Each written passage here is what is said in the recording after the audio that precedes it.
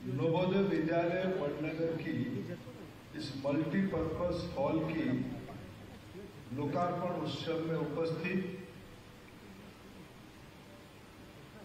यहाँ की लोकसभा सदस्य आदरणीय श्रीमती शारदाबेन पटेल जी, हमारे राज्य के गुजरात के आदरणीय चीफ सेक्रेटरी पंकज कुमार जी, उच्च शिक्षा विभाग के सचिव आदरणीय हैदर जी, हम सभी के अभिभावक, महर्षि के पितृपुरुष, समाज सेवी आदरणीय सोमा भाई मोदी जी,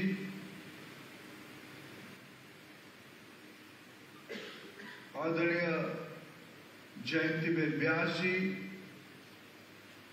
जशु भाई पटेल जी, परेश भाई पटेल जी, राजू भाई मोदी जी, सुनील भाई मेहता, मनसुख भाई पटेल, नवोदय विद्यालय संगठन की दिल्ली से आए हुए कमिश्नर आदरणीय विनायक जी, हमारे स्थानीय महसाणा के कलेक्टर आदरणीय Udit Agrawal ji, district development officer Om Prakash ji, superintendent of police Tyagi ji तथा इस कार्यक्रम में उपस्थित सभी आदरणीय अतिथिगण, नवोदय विद्यालय के विद्यार्थी भाई और बहनों, अभिभावकगण, शहर की प्रबुद्ध नागरिक मित्रगण, पत्रकार मित्रगण, अन्य सभी अतिथि महोदयगण, मैं सबसे पहले आज एक अच्छा दिन है, पितृपक्ष शुरू ही हुआ है। हम अपने पूर्वजों को याद करने का यही अवसर है। कल अनंत चतुर्दशी गया है और अनंत चतुर्दशी के दूसरे दिन आज कहा जा रहा है पूर्णिमा है। आज पूर्णिमा की शुभ अवसर पे वडनगर जैसे एक सभ्यता की प्रमुख स्थान पे 21वीं सदी में विश्व को नेतृत्व करने की क्षमता रखने वाले ऐसे विद्यार्थियों के लिए उद्दिष्ट नवोदय विद्यालय की इस मल्टीपर्पज हॉल को हम सभी लोग मिलकर लोकार्पित करने का हम सभी लोग साक्षी बन रहे हैं। इस शुभ अवसर पे मैं आप सभी को बधाई देता हूं। विशेष करके इस स्कूल में जो आज 6वीं में पढ़ रहे हैं, जो आज 11वीं में पढ़ के 12वीं में पहुंचे हैं, 12वीं वाले कम सौभाग्यवान है क्योंकि उनकी मल्टीपर्पज हॉल में उनको कुछ महीने मिलेगा बैठने के लिए, लेकिन जो 6, 7, 8, 9, 10, 11वीं में है वो ज्यादा सौभाग्यशाली है कि उनको इस प्रकार की एक आत्मविश्वास से भरने लायक एक मल्टीपर्पज हॉल मिलेगा। सिर्फ मैं विनायक जी को कुछ दिन पहले दिल्ली में कह रहा था, सभी नवोदय विद्यालय में आने वाले दिनों में मल्टीपर्पज हॉल बने जिसमें विद्यार्थी केवल प्रयास करने के लिए नहीं आए, प्रार्थना करने के लिए नहीं आए, चौमुखी विकास की ये केंद्र बने। यहाँ की व्यक्तित्व विकास, यहाँ की हुनर में विकास, ज्ञान की विकास, खेल में स्पर्धा में विकास, सभी में ये हॉल हमारी जिंदगी में जो बच्चे, मैं जानता हूं नवोदय विद्यालय में किस प्रकार के बच्चे प्रवेश करते हैं, यहां पैरवी नहीं चलता है। जिले में क्योंकि हम राजनीतिक व्यक्ति के पास चंद्रमा में जाने के लिए भी पैरवी आता है। आप देखो चंद्रमा में कुछ जुगाड़ करो ना, हमारे लिए व्यवस्था करो। लेकिन मैं 1 साल का मेरा अनुभव है,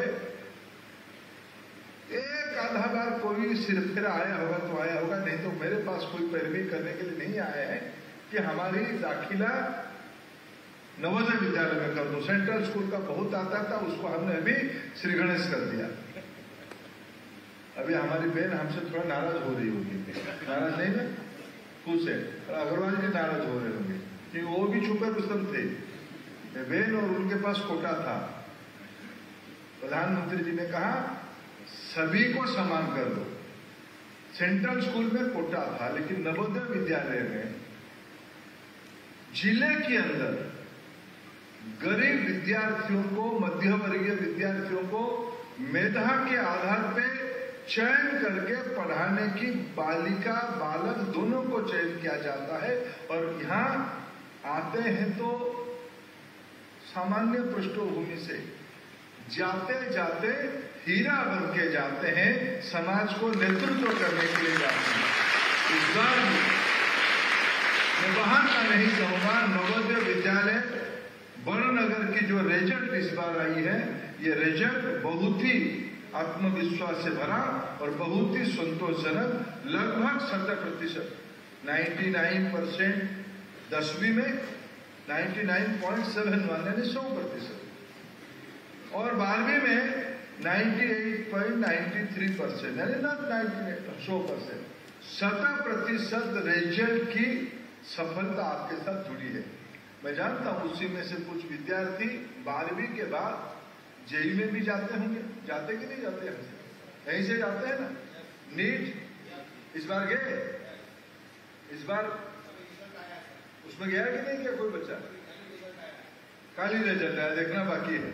यहाँ मैं कई जगह पे नवोदय विद्यालय में देखता हूं, ये लोग कोटा नहीं जाते हैं। ये कोई साल में 1 लाख रुपया देके कोचिंग नहीं करते हैं, या उनकी प्राध्यापकों को कोई एक्स्ट्रा पैसा नहीं मिलता है। इसी व्यवस्था के अंदर प्रधानमंत्री जी कभी कभी कहते थे, अगर इच्छा शक्ति होगा उसी व्यवस्था के अंदर बड़ा काम किया जा सकता है।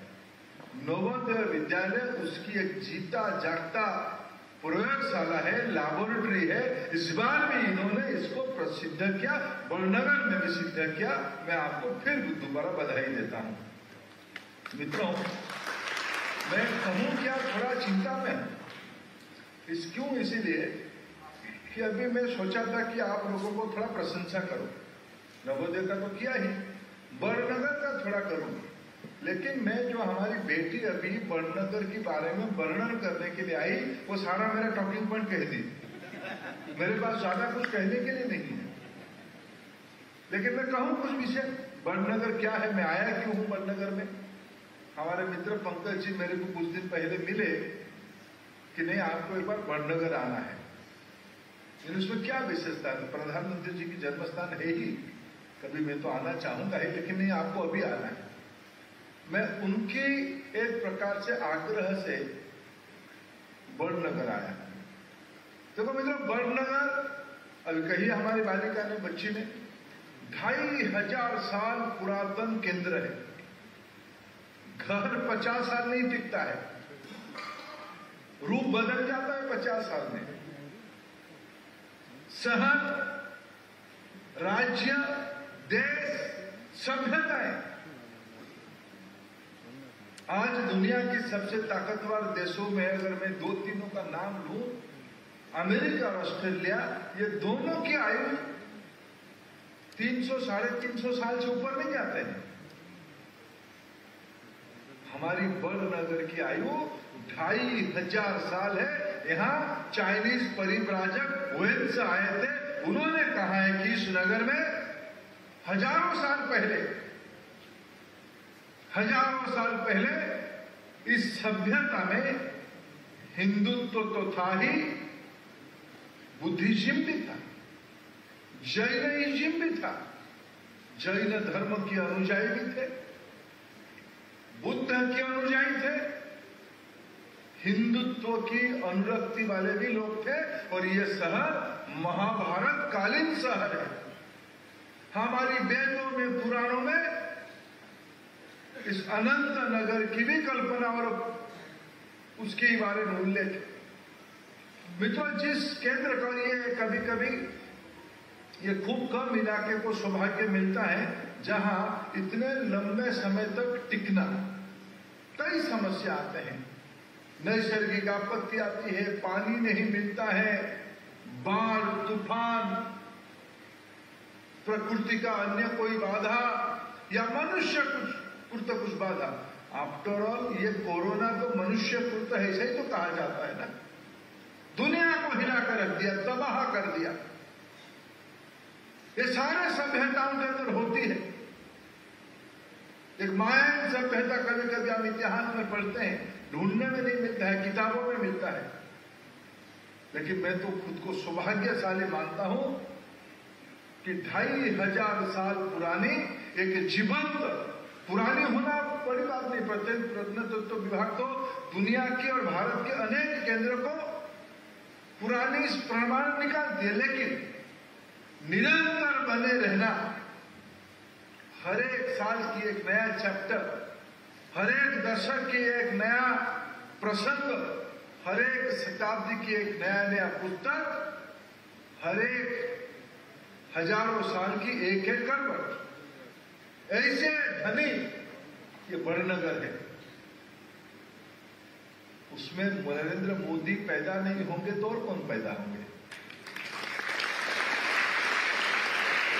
अभी माननीय प्रधानमंत्री जी ने लाल किले से देश को संबोधित किया। आजाद भारत में जन्मे हुए हमारे प्रधानमंत्री देश की आजादी का 75 साल के अवसर पे जब देश को संबोधित किया, उन्होंने अपने विरासत को लेके तो अभिमान किया ही, लेकिन मैं नई पीढ़ी की मित्रों के सामने कहना चाहता हूं, जो हुआ सो हुआ, इसलिए तो हम 2500 साल से यहां तक पहुंचे, लेकिन आगे कैसे चलेंगे? जो आज बच्चे यहां मेरे सामने बैठे हैं, इसी के अंदर एक नहीं हजारों नरेंद्र मोदी जी की सिंह जैसे शक्ति, सिंह जैसे बुद्धि यहां पड़ा है। उसीलिए प्रधानमंत्री जी ने कहा कि आने वाले 25 साल हम लोगों के लिए महत्वपूर्ण समय है। दुनिया की जिम्मेवारी लेने वाले हम लोग हैं। दुनिया की जिम्मेवारी तब लेंगे अगर हम अपने जिम्मेवारी के बारे में समझें। उन्होंने आह्वान किया देशवासियों को, विशेष करके नौजवानों को, हम कोई भी चीज सपने की देखें, हमारा सपना छोटा नहीं हो सकता है। हमारी सपना, हमारी कल्पना, हमारी सोच दुनिया को प्रभावित करना होना चाहिए, हमारी कल्पना बड़ा होना चाहिए। हम ऐसे भी कुछ चीज ना भूले। कभी सोचिए, किसकी घर में पहले स्कूटर होती थी गांव में, उस स्कूटर वाला घर वाला व्यक्ति थोड़ा गांव में ऐसे करके चलता था, क्योंकि मेरे घर में स्कूटर है, क्योंकि उसके वो विरासत में आ गया था। किसकी पुरानी हवेली है, 20, 25, 30 साल का है, भले ही थोड़ा कलर छूट जाए, फिर भी उसके मन में अभिमान रहता था, देखो हमारी पुरानी हवेली है। मित्रों, हमारी विरासत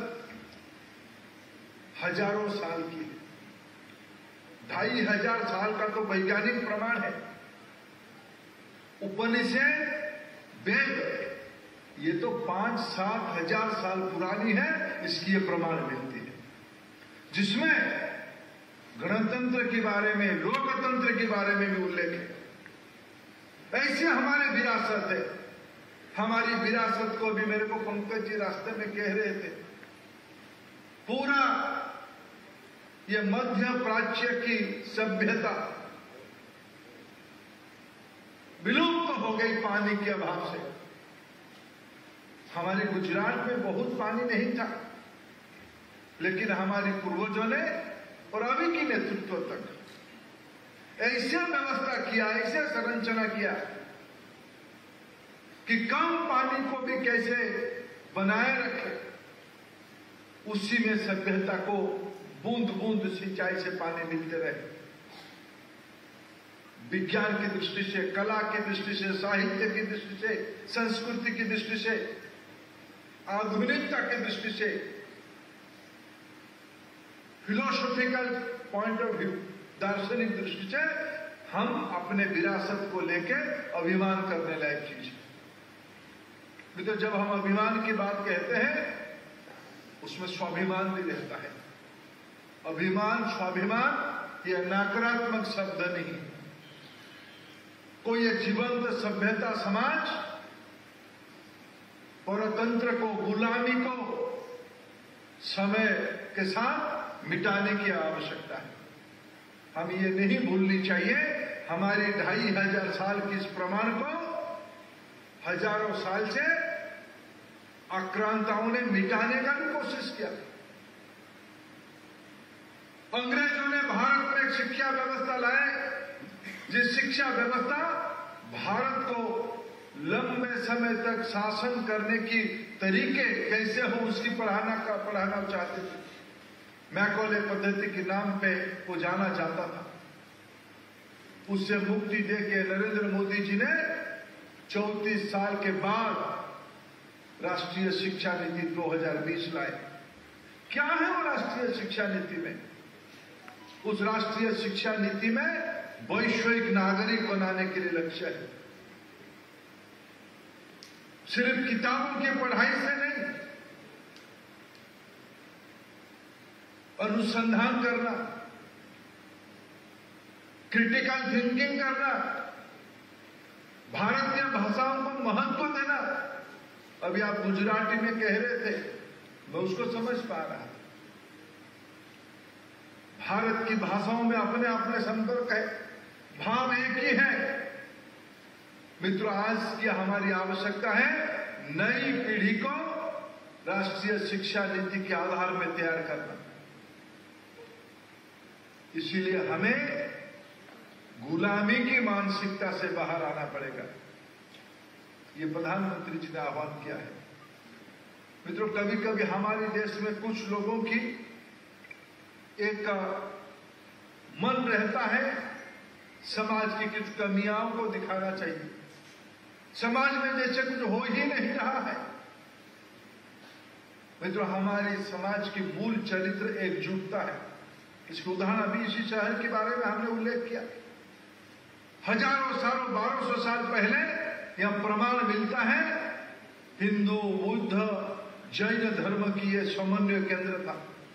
यह कोई समुद्र तट की इलाका नहीं है, यह कोई बहुत नदी के किनारे वाला शहर नहीं है, लेकिन पराक्रमी लोगों की यह निवास रहा होगा।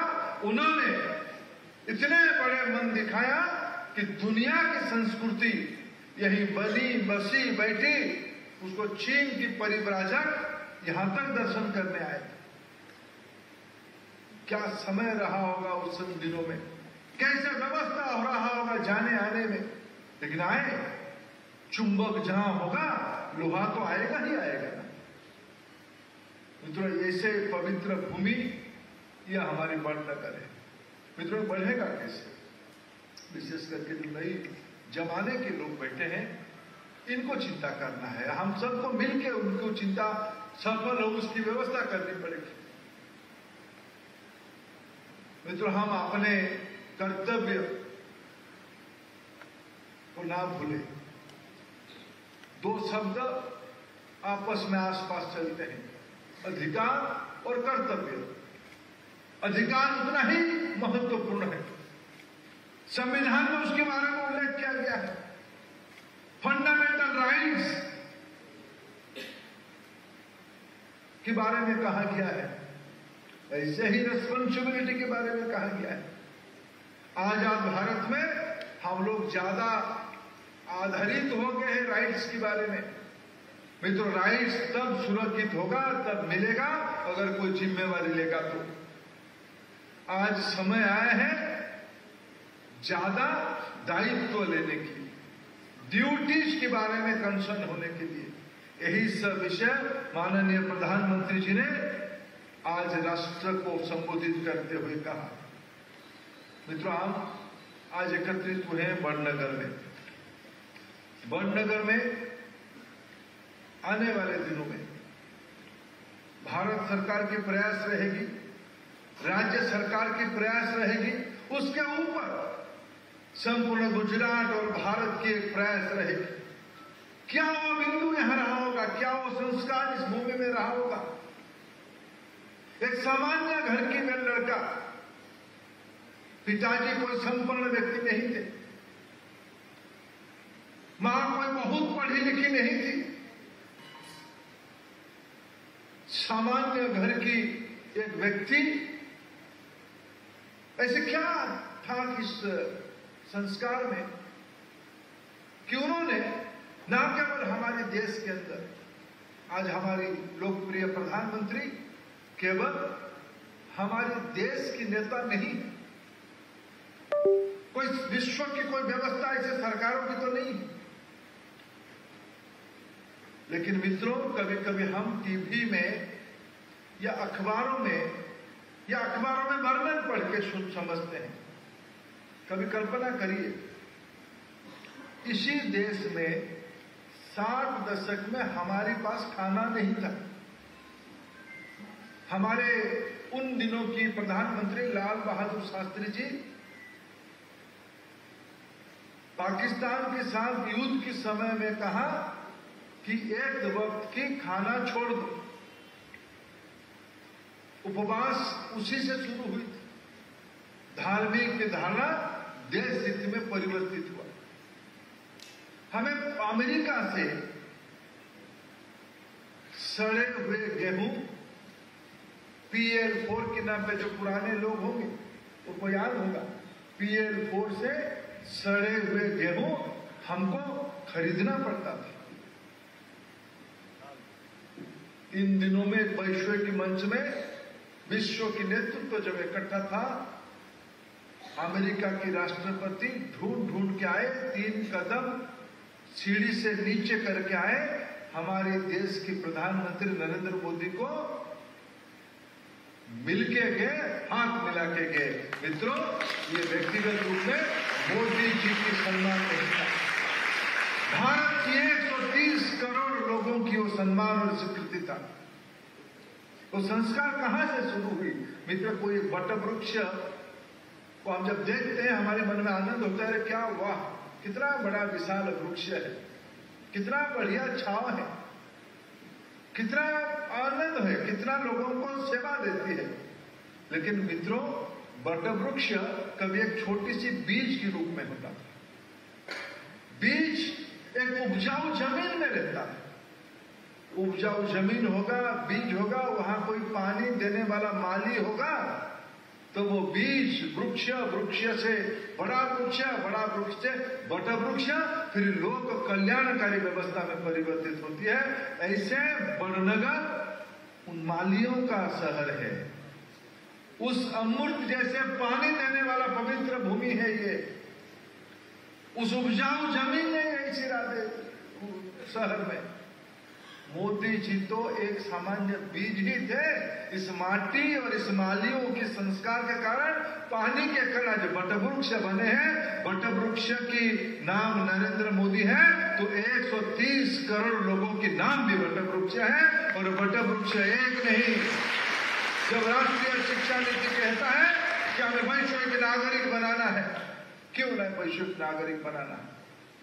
मित्रों, याद करिए वो दिन, याद करिए वो दिन। हम आज भी, आप सभी लोगों ने पोलियो की टीका लिया होगा।